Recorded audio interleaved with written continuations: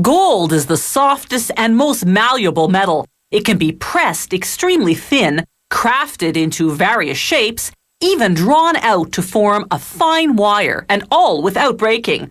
Gold isn't affected by water or oxygen as many metals are, so it doesn't rust or tarnish either.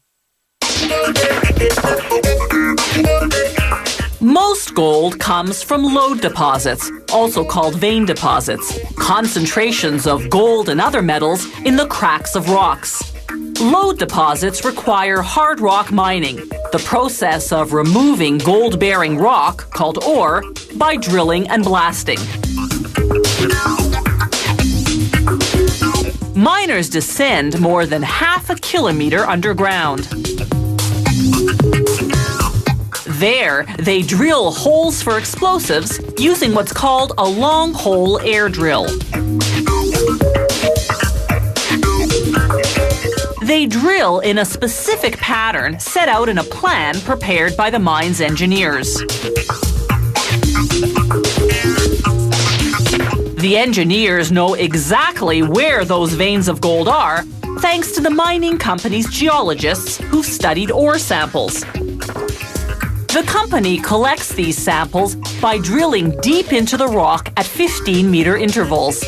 These diamond drill cores, as they're called, are up to 100 meters long and measure 3.5 centimeters in diameter. Gold in its natural state isn't pure. It's usually intertwined with silver and other metals, so the mined ore has to be processed afterward to isolate and extract the gold.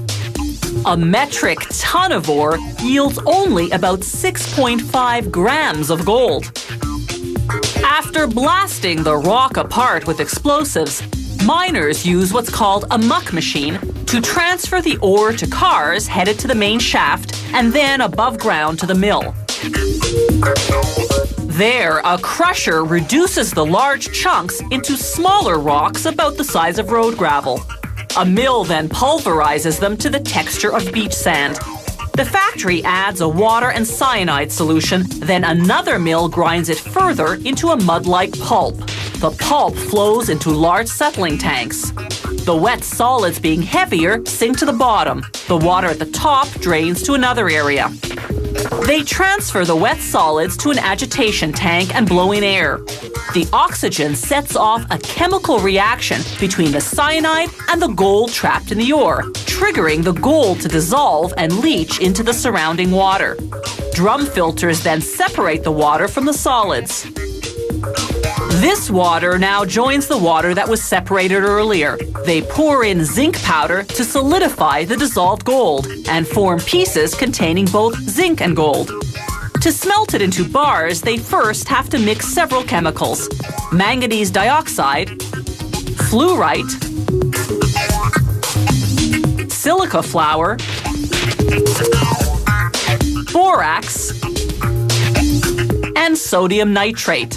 This chemical mix, called flux, will separate the gold from the impurities. They pour it into the smelter, whose temperature is a fiery 1,600 degrees Celsius.